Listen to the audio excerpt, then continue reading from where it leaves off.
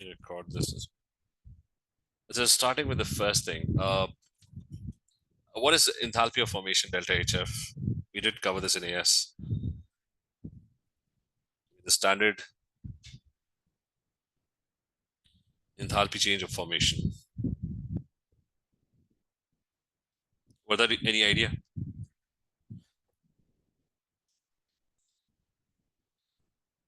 Yeah. So is it the change for formation? So it's the energy released / taken in when 1 mole of a substance is formed? So it's the, I mean, not, it's energy that is released or absorbed. So it could be both. It could be positive or it could be negative, end or exo.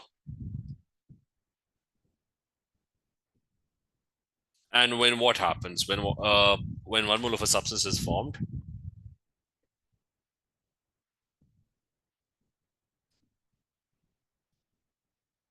so when 1 mole of a substance is formed from its constituent elements and measured under standard conditions.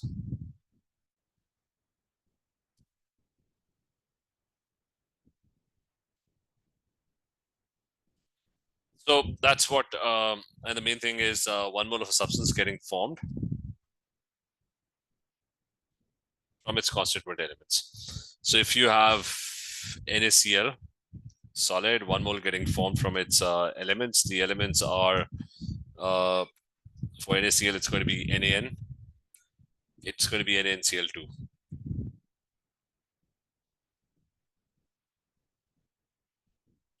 N is going to be solid, and Cl2 is going to be a gas, and there's going to be half Cl2 because it always has to be 1 mole of a substance that's getting formed.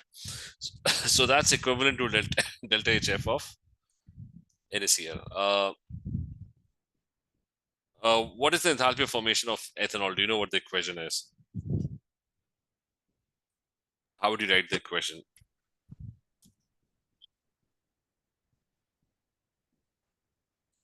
No, I'm not sure. What's the formula of ethanol? C2H5OH. So 1 mole of ethanol, C2H5OH, liquid, which is going to be formed from its elements. The elements are what? Carbon. And the other element is hydrogen, that's H2. And you've got oxygen, which is O2. And there's going to be 3H2, and there's going to be half O2 and 2 CO2s. In gas. Okay, so this enthalpy change would be enthalpy of formation of ethanol, C2H5OH. Tell me the enthalpy of formation of aluminium oxide. What's the equation?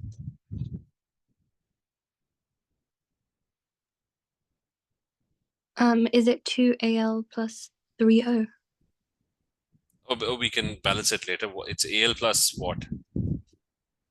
Oxygen. Which is O2. And together they're going to form Al2O3, right? Yeah.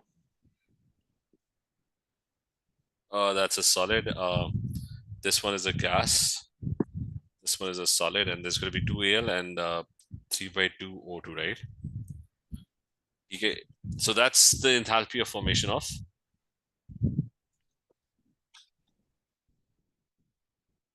Al2O3. Now, the next thing is that's enthalpy of formation. Remember, different reactions can have different names to the enthalpy changes. Okay, same reaction.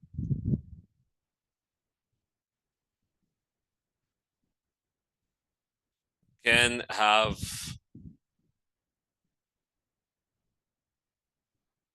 different enthalpy change names.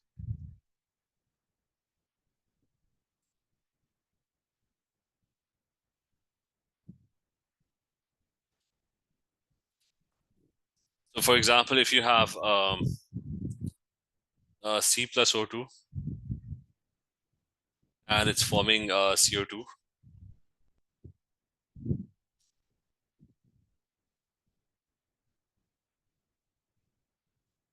so you can call it enthalpy of formation of carbon dioxide,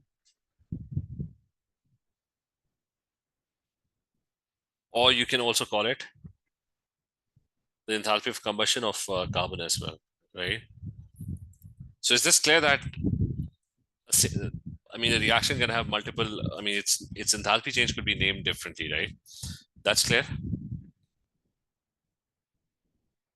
Yeah.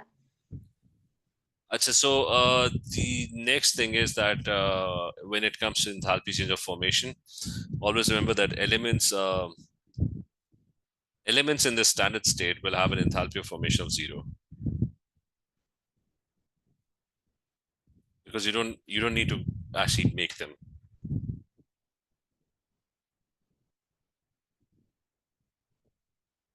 So they have delta HF, which is equal to 0. So if I say delta HF of sodium, that's 0, because you can't. I mean, there's no energy needed to make sodium from its elements. Delta HF of O2, that's 0 as well. Okay, so keep that in mind. So that's enthalpy of formation. That's the first one. What's the next one they're talking about? They're talking about the next one they're talking about is what it is the ionization energies, which you already know. What's the definition of ionization?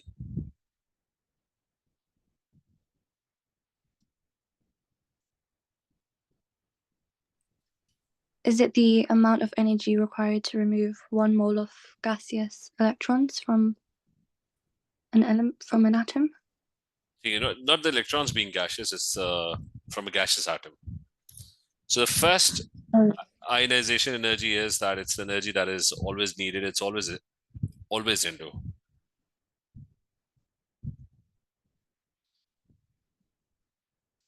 The first ionization energy is the needed amount, the energy that is needed when, or what happens when 1 mole of electrons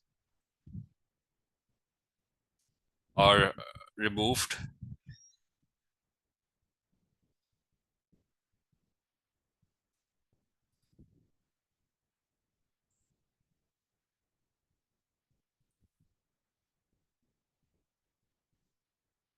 So from 1 mole of gaseous atoms to form 1 mole of gaseous plus 1 ions.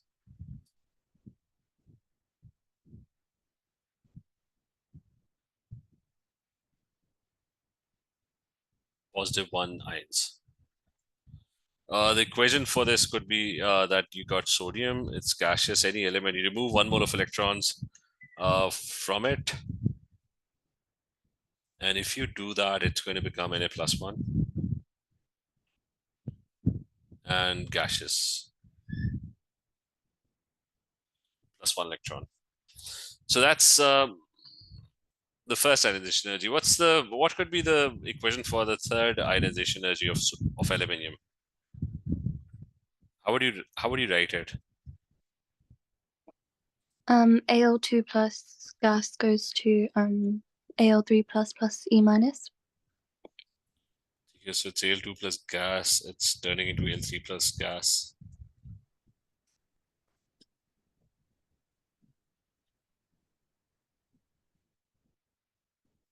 Plus 1 electron.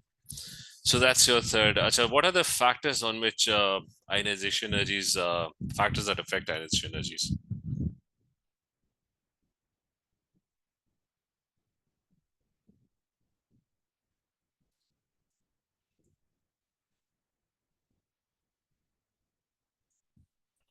Like what are the four main factors? What are the four main factors?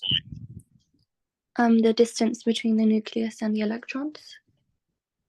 Bigger distance or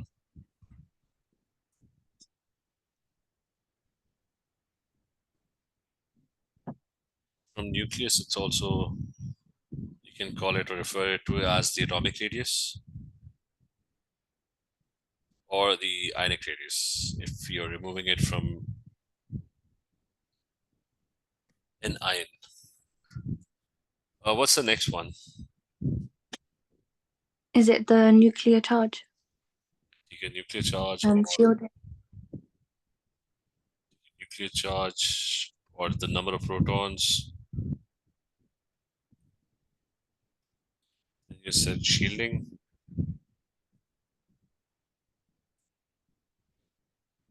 And what's the fourth one? The charge on the ion. You get the net positive charge.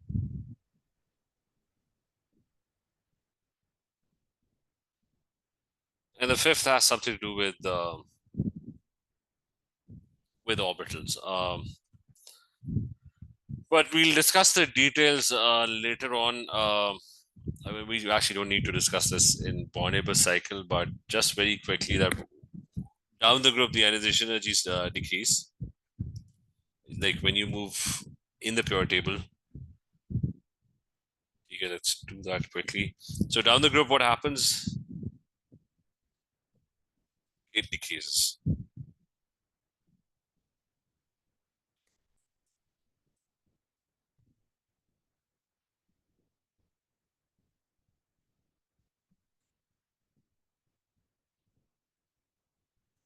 And why does it happen? Because atomic radius increases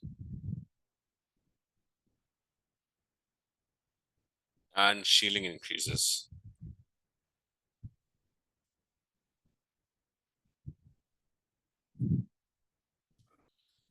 So that's why, so despite the fact that protons, one of the factors against it. So despite the fact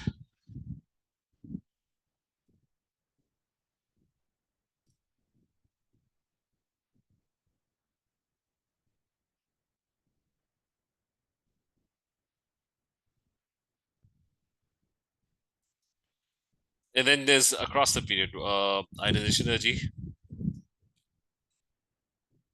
increases across the period as well.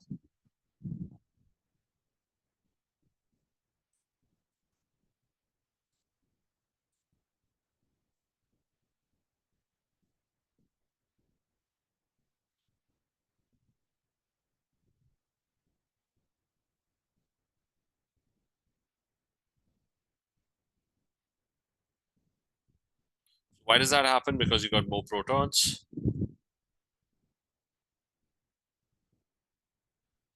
And you have Sorry to cut you off, but are you recording this lesson or did I accidentally press a button? I'm recording it. Okay. You get same shielding, and I'll share the folder where it's going to be kept. Okay. Just a second.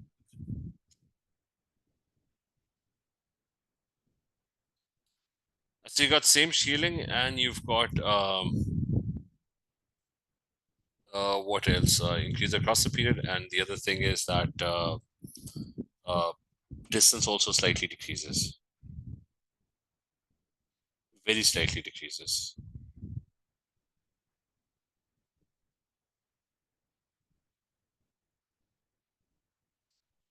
So anyways, do you remember all of this down the group and across the period?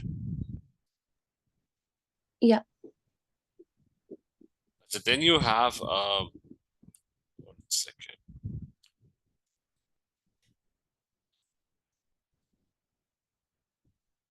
So the next thing is so that's ionization energy. You're trying to remove electrons, right? So you've already done that. The next thing that we have to do is the enthalpy change of atomization. Uh, so standard, it's delta H. This is the standard. This is one that we did not do in AS.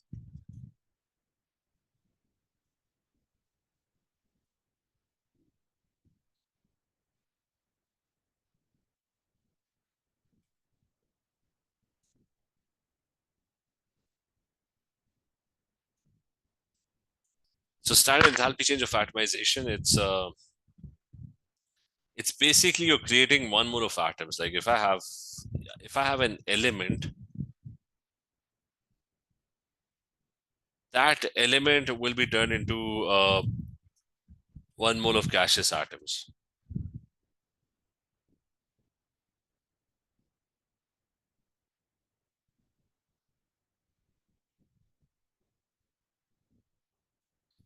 Now to do this, you would have to break bonds.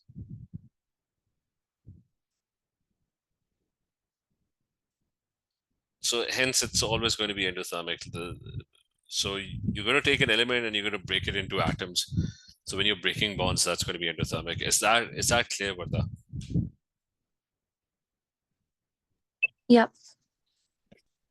So if I have a Cl2 molecule, I would have to break the Cl2 bonds and I'll get Cl atoms.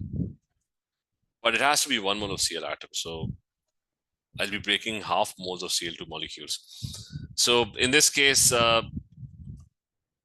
will be the enthalpy change of atomization of, so that's your enthalpy change of atomization of Cl, which is basically equivalent to, in this case, equivalent to, that's a gas. So that's equivalent to the bond energy or half the bond energy of a Cl-Cl bond.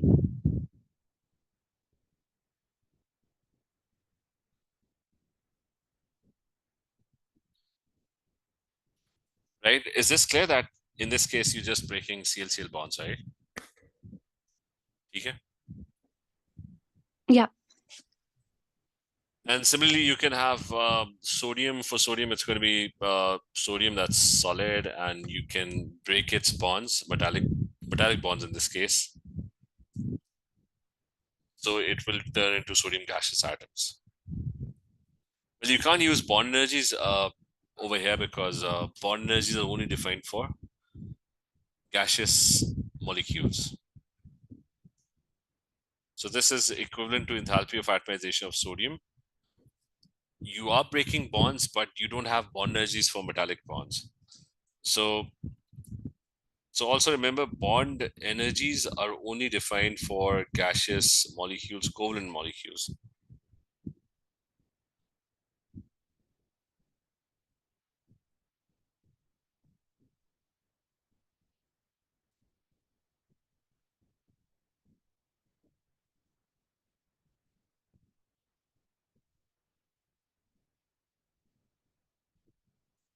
Okay, so is that clear? Yep. And so that's enthalpy of atomization of standard enthalpy change of atomization. The definition is that it's the energy that is always needed to do what, to break, to form 1 mole of gaseous atoms.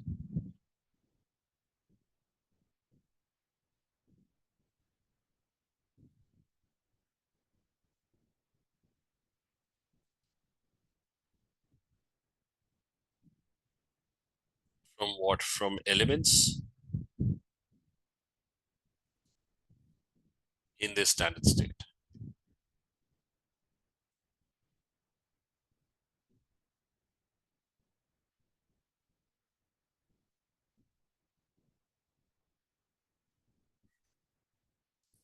So that's bond enthalpy. And so that's our bond energy. And the next thing we have is that it's about bond energies. Which atoms make stronger bonds? Do you have any idea which atoms make stronger bonds? No. Always remember, smaller atoms make stronger bonds because they're small, and therefore the shared electrons are very close to the bond length is smaller.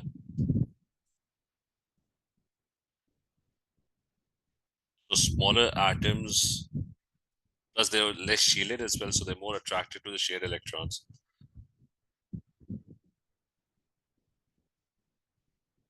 So they are less shielded, have smaller bond lengths,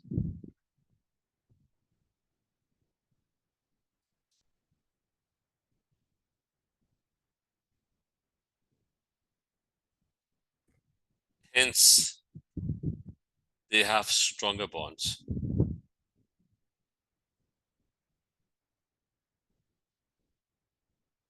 And larger enthalpy change of atomization.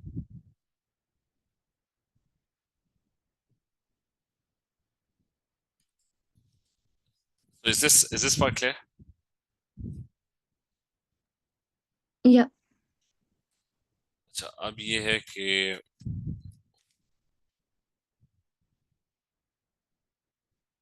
अच्छा what's the next one? The next one is, let me just add this. So the next one is, second. So the next one is Born enthalpy, which is Born energy. We have already studied that, but let's revise that quickly.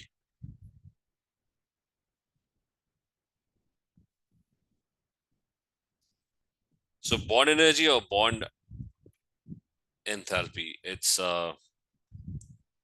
basically the energy that's required to break a bond.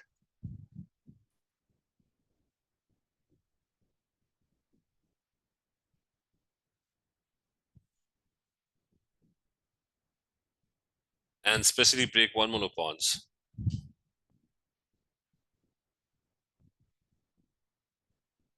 of the same type.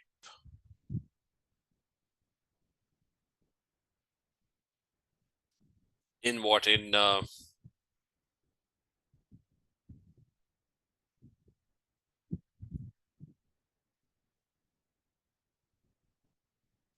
So in gaseous molecules. So it's only defined for gaseous molecules, and the bonds have to be of the same type. So that's what your bond energy is. So for example, if I have this equation,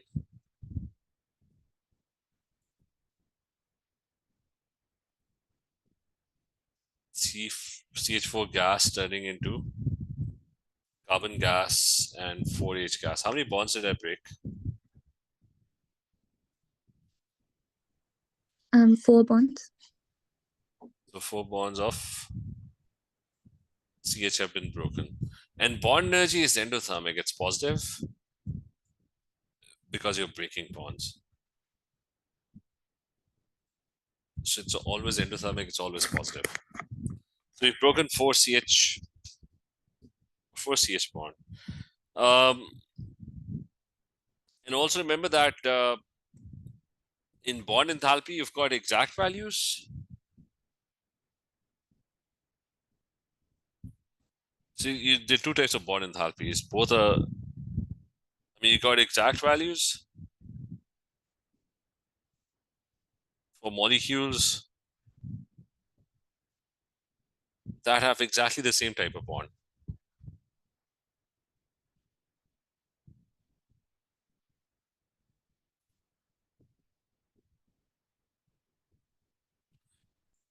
That have exactly, same type of bond.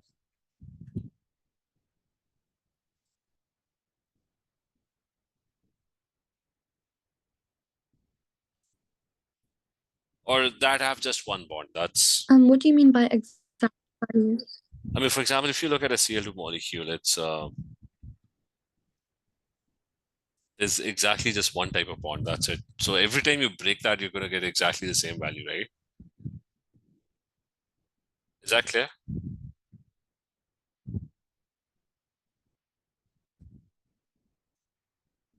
Well, is this clear?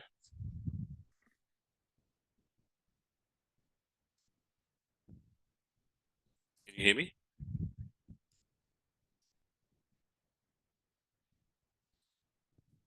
Hello. I can't hear you properly. Can you hear me now? Yeah, I can hear you now. So I said I that. didn't hear what you said. So then I was saying that. Is this part clear that a chlorine molecule always has exactly the same type of bond, right? Because there's only one type of bond, right? Is that clear? Yeah. So it's going to have average values. It's going to use average values for a bond for larger complicated molecules.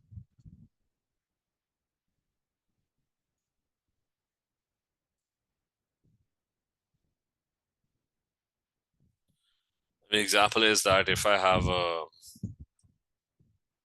an aldehyde, right?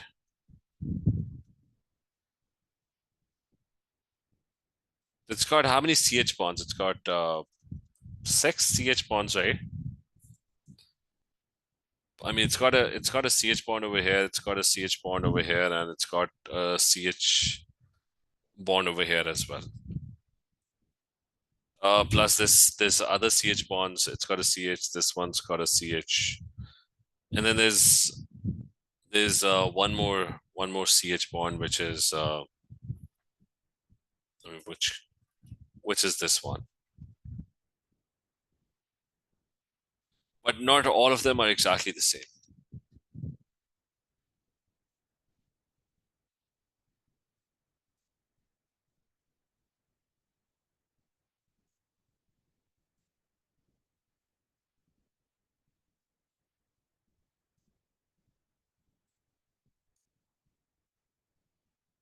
Hence, average values are used. Is this clear?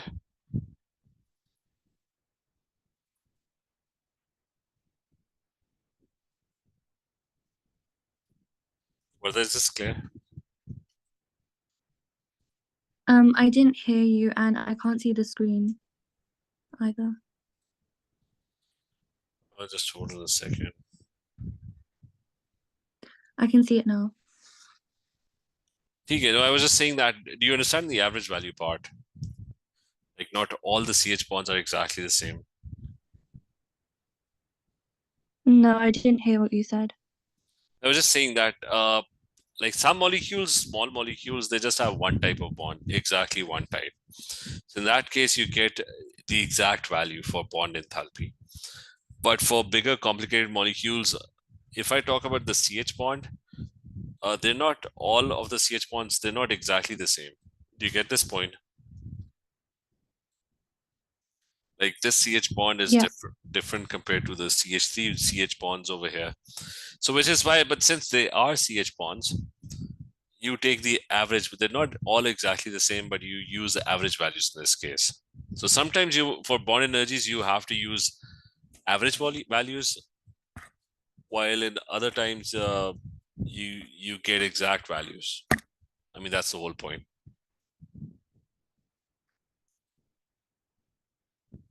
Okay. Now, so that's bond enthalpy. And we used to have a formula for calculating enthalpy change using bond enthalpies, and that was bonds broken is endothermic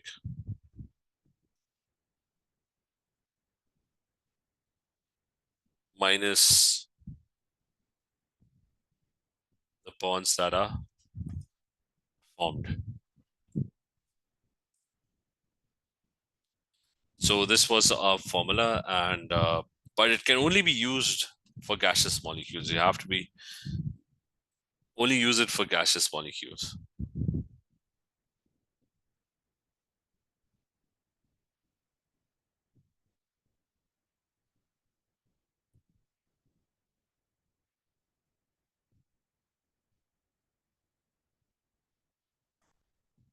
So next one.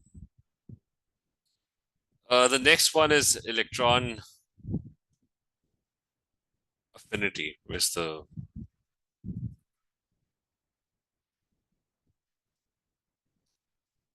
Yeah, lost the board just a second. As it's over here. I said the next one is electron affinity. Do you know what electron affinity is? No.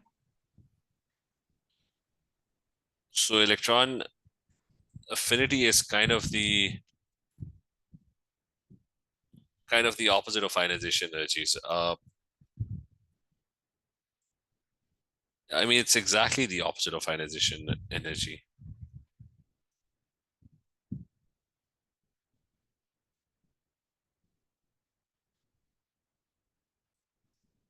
So basically, you're trying to add electrons. So it's the energy that is released or absorbed. It could be endo or exo.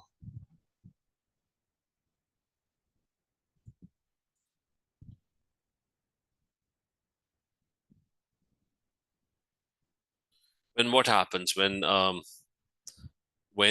mole of gaseous atoms gain electrons?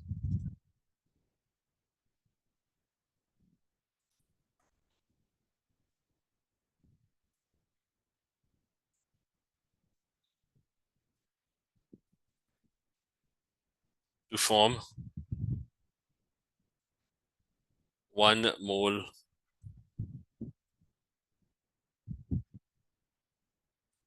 of gaseous -1 ions. So that's what electron affinity is. So if I have a Cl atom, that Cl atom is going to gain 1 electron. It's going to become Cl -1 gaseous. Is this clear? Yep. And you don't really talk about not like in ionization energies, you would actually talk about all the ionization energies, right? Like even the 10th and the 11th. Usually in electron affinity, you just talk about those electron affinities which apply to the element. For example, for Cl, you'll only be talking about the first electron affinity, not the second one, because Cl usually just gains 1 electron. For oxygen, you'll be talking about the first and the second. So what's the equation for the second electron affinity of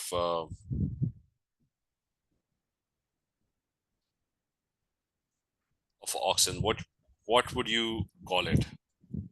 Like what? How would you write this equation? Is it O minus gas plus E minus goes to O2 minus? Okay, that's it's going to be O -2 gas, right? So that's what electron affinity is. Now the first electron affinity, remember, is always exo.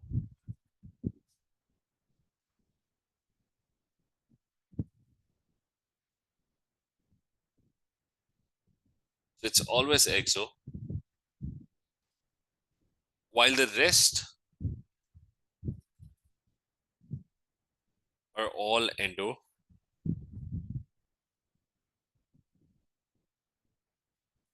As it becomes harder for negative ions to gain electrons due to repulsion.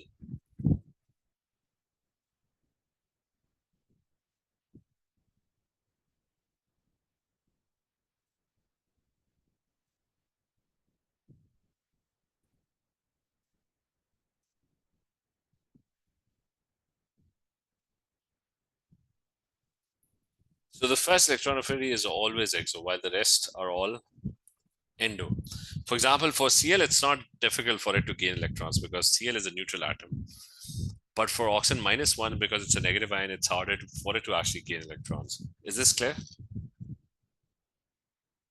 Yep. So, and then in electron affinities, what happened here? Just a second.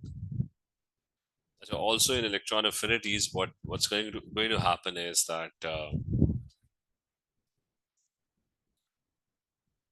uh, trend trends of electron affinities in group 17 or down the group, simply down the group.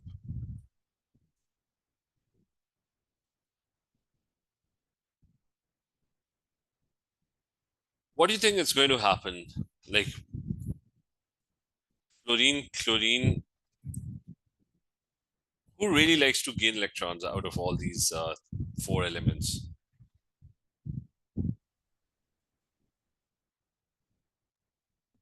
Is Like it iodine? iodine, remember, is a big atom. It's very shielded. So would it like to gain more electrons, or would it be very hard for it to gain electrons? Oh, it would be hard for it to. Yeah, so it's, I mean, they're So more, fluorine. yes, it's, so down the group, they're more shielded, uh, bigger atomic radius.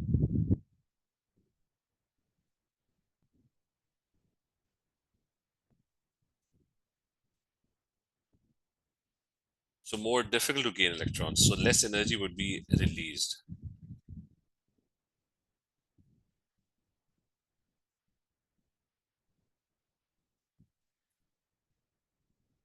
So they should become less exothermic. And here's just let me sum this up that electron.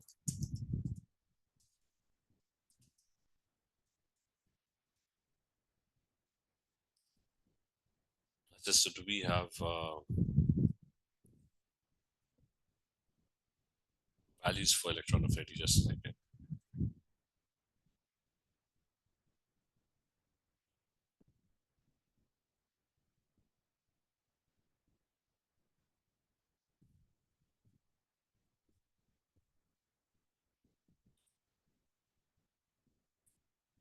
Is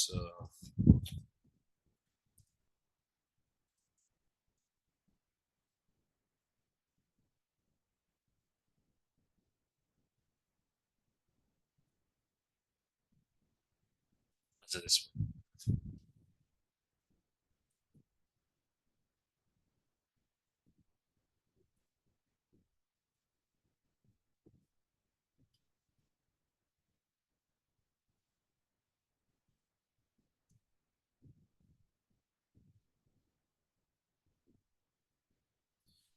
Now there's so it is decreasing. It is becoming exothermic. There's one exception, and that exception is fluorine.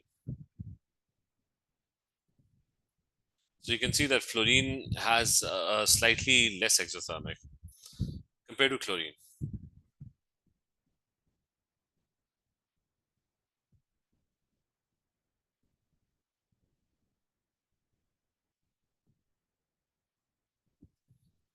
And the reason for that is that fluorine is such a small atom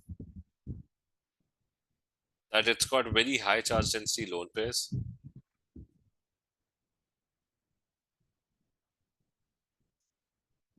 Which repel electrons. So it kind of becomes harder for fluorine to actually gain electrons because it's so small and the electrons are already so crowded because they're very close to each other that fluorine's electron affinity is actually less exothermic compared to chlorine. Otherwise, the trend is followed except for fluorine. Is that clear? Yeah. So that's it. So that's all the definitions. Electron affinity is all about gaining electrons. That's it. While we had bond energy, which we had done earlier, enthalpy of atomization, TK, that's new. And we've got ionization energy, that's old. And you've got standard, that's also old, TK. We're gonna try and do next class. We'll do the Born-Haber cycle, which is which is the next thing. Just a second, where's that? So define each term. So basically, we just have to do the Born-Haber cycle now. TK, we're done with the definitions. TK, clear? Yeah, it also says something about lattice enthalpy as well.